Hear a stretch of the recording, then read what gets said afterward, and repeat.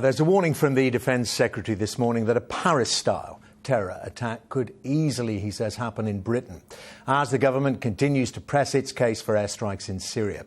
Now, it comes as EU leaders are meeting in Brussels today, along with Turkey, where they hope to sign an agreement on the migration crisis. I'm joined now by UKIP's leader, Nigel Farage.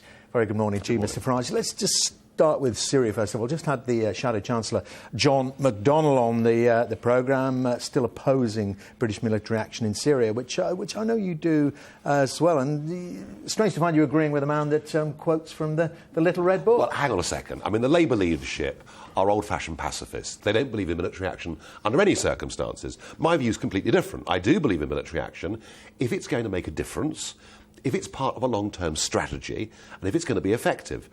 What the Prime Minister and Michael Fallon are saying, the Defence Secretary, is let's send another 3 jets. That's all we're talking about. And don't forget, this is the Conservative administration who've cut the RAF to the bone.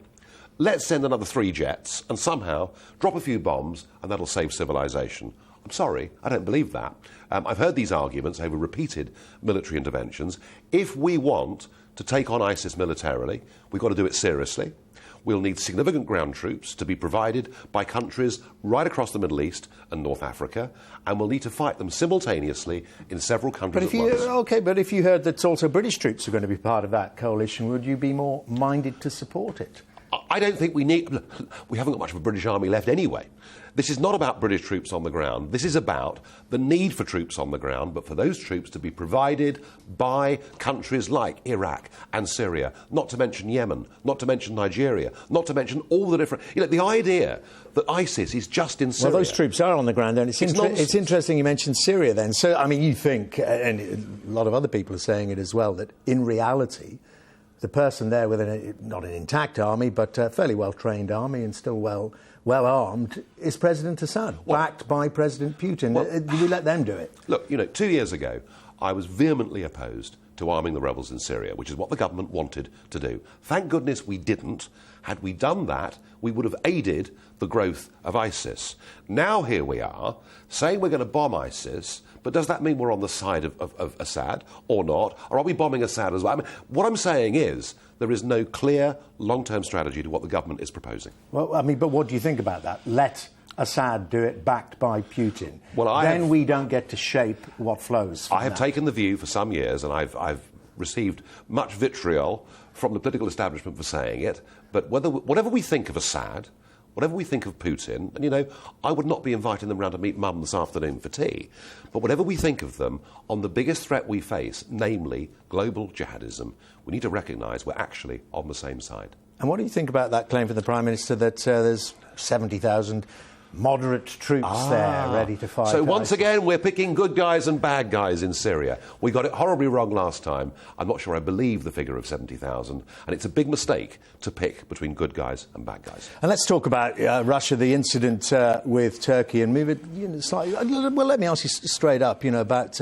migration, and we're just hearing that a deal is being done between the European Union and Turkey to try to deal with the migration crisis. You said, didn't you, before Paris happened, that terrorists may well use that route to get people into Europe. Do you feel vindicated? Well, it's not about being vindicated. Just in terms of the prediction. Look, we have already, within London, Birmingham, Paris, Brussels, already we have cells within our cities of small groups of people who hate us and wish to destroy our way of life. What we should not be doing is adding to that by having an open door to limitless numbers of people who we do not have the ability to check. And what I was saying 6 months ago is that when ISIS themselves say they will use this route to flood Europe with their jihadist fighters, we ought to take them seriously. Now, what is even more worrying is this, that today, in Brussels, the British government, all the other EU governments are meeting to discuss doing a deal with Turkey. This isn't just a deal to deal, with migration across the Mediterranean. What Merkel is proposing is we fast-track Turkey as members of the European Union. And what that will mean is 75 million people will have freedom of movement to come to the rest of Europe and to this country. And here's the warning. Here's the warning.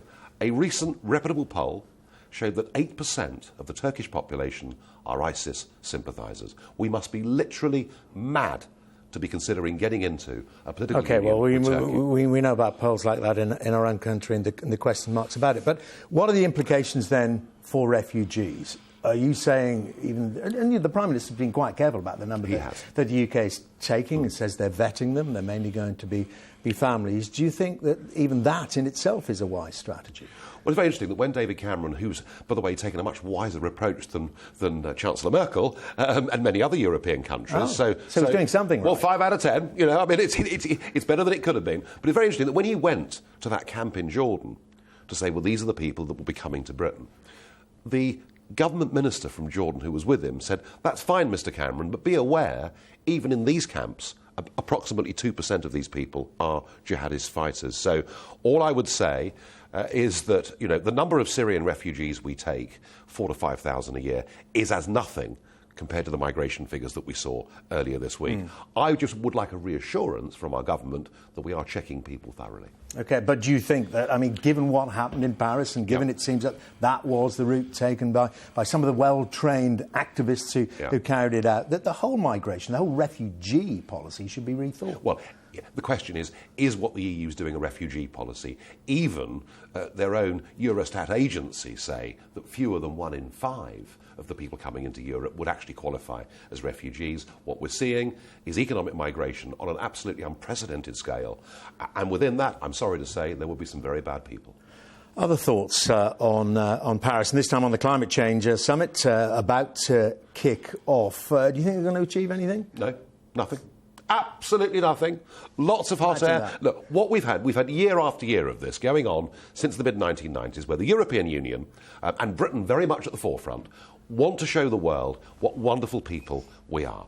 And we claim we're going to be cutting carbon dioxide emissions. So what we do is we lump on our industries and our domestic users some of the most expensive energy and electricity in the world. The net effect of all of this, by the way, is we've seen our manufacturing industries leave our shores, go to India and China, where they're building coal-fired power stations on a scale we can't even imagine. This country only emits 1.5% of the world's carbon dioxide emissions.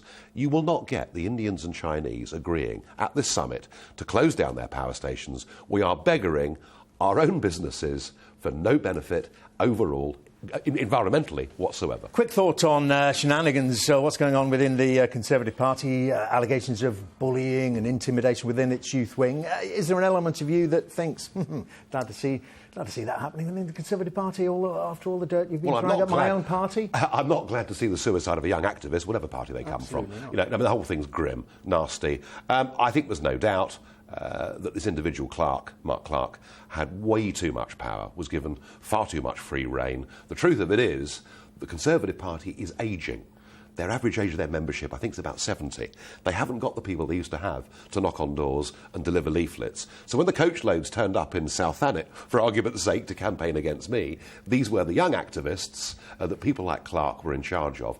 And I think their desire to have ground troops made them turn a blind eye to some pretty bad behaviour. Nigel Farage, thank you very much indeed. The UKIP leader there.